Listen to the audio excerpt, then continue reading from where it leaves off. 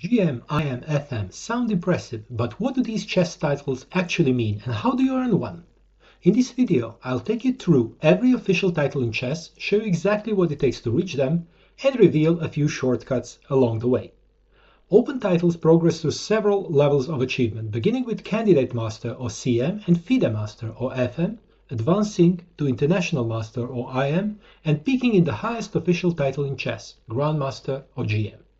You might be wondering about the term Super Grandmaster or Super GM. Isn't that a rank above Grandmaster?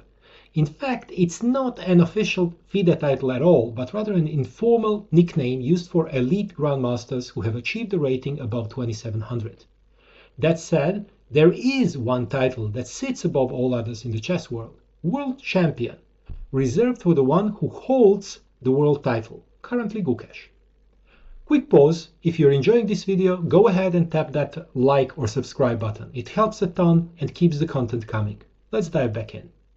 When examining women's chess titles, you can find a similar structure, but with one key distinction. Eligibility is limited to female players. Unlike the open titles discussed earlier, which are accessible to players of any gender, women's titles are gender-specific and intended exclusively for women. These titles form a parallel hierarchy to the open title system, beginning with Woman Candidate Master or WCM, followed by Woman FIDE Master or WFM, Woman International Master or WIM, all the way to the highest women's title, Woman Grandmaster or WGM. The women's titles generally have slightly lower rating requirements than their open counterparts. This was designed to encourage greater female participation in a field historically dominated by men. Currently, about 21% of all titled chess players are women who hold only women's title. Let's climb the chess title ladder, from WCM all the way to Grandmaster. What is the average rating of title holders today? We start with Woman Candidate Master, average rating 1820, the first official FIDE title. Then Woman FIDE Master at 2016 and Woman International Master at 2100, serious national level strength. Woman Grandmaster at 2209 is the top of the women's titles and already world class. Now into the open ladder. Candidate Master 2066, FIDE Master 2224, International Master 2332, the few, the elite really. And finally, Grandmaster, averaging 2479, the absolute peak. This graph isn't just numbers, it's the journey of mastery in chess. Only 23,000 players worldwide have a chess title. That's only one title player per every 200 FIDE-rated players. The most common women's title is Woman FIDE Master or WFM. It accounts for nearly 50% of all women's chess titles. A similar story in the open category. FIDE Master is the most common chess title overall, with more than 9,400 players holding it worldwide. And on the other end of the scale, the rarest crowns are also the hardest to earn. There are only 335 women grandmasters and just 1867 grandmasters in the entire world. Let's kick things off with a key fact. FIDE chess titles are for life, no matter what happens to a rating later on. So when you earn that title, it's not just a badge, it's a lifetime achievement. The only way to lose your title? By earning a higher one. There is a rare exception. Titles can be revoked in serious cases like cheating or misconduct. It's not common, but it's part of FIDE's rules to protect the integrity of the game. Some people might think the Grandmaster title is the only one that matters, but don't underestimate these earlier ranks. They already represent real mastery of the game, and most chess players would be thrilled to have them next to their name. Now these titles are pretty straightforward. Reach the required FIDE rating and you get the title. That's it. Simple in theory. But in practice, those rating thresholds are pretty tough, especially in the open category. Let's begin with the women's titles. At the 2000 FIDE rating, you qualify for Woman Candidate Master WCM. At 2100, you earn Woman FIDE Master WFM. In the open titles, the scale is just a bit higher. At 2200, you become a Candidate Master CM, and at 2300, you reach FIDE Master FM status. In chess, a norm is one of the key steps towards earning an official FIDE title like International Master or Grandmaster. Here it's not just about your rating, it's about proving you can perform at that level in real tournaments. You can only earn norms in FIDE qualified tournaments, which have to meet a few strict conditions. First, norm is about long games, so each player must have at least 120 minutes to play. 90 plus 30 tempo works. Second, you must play at least 9 games in the event. Third, there must be players from at least 2 different national federations than your own, so the competition is truly international. And finally, your opponents. You need to face at least 3 titled opponents. For a GM norm, for example, at least half of the opponents must be title players and 3 of them must be Grandmasters. Your opponent's average rating needs to be at least 2380. Some chess federations support their players in a cool way. They organize special norm events. These are round-robin tournaments with 10 players, carefully designed to meet all the criteria for earning a title norm, like GM or IM. Everything's set up in advance to make the norm achievable. Your job? Just show up, play your best, and hit the required performance rating.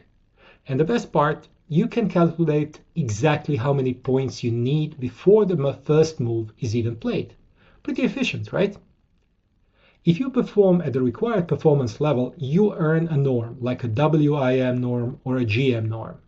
You need to collect 3 norms and hit the required rating at any point in time to achieve a title. The title is considered achieved when the last requirement is met, so either the final norm or the minimum rating, whichever date is later. Now the standards vary by title. For WGM, you need to achieve a performance rating of 2400 at 3 norm qualified events and a rating at one point of 2300. And for a Grandmaster, in norm events you need to perform at 2600 level and cross the 2500 rating mark at one point in your chess career. A bar is set high indeed. No wonder these titles are reserved for an elite group only. And now let's talk shortcuts. I love shortcuts, don't you? Most players think becoming a Grandmaster always means grinding through 3 norms and hitting a 2500 rating. But here's the twist. FIDE offers something called a direct title. A direct title is awarded when you achieve a specific result in a designated tournament, plus meet a minimum rating.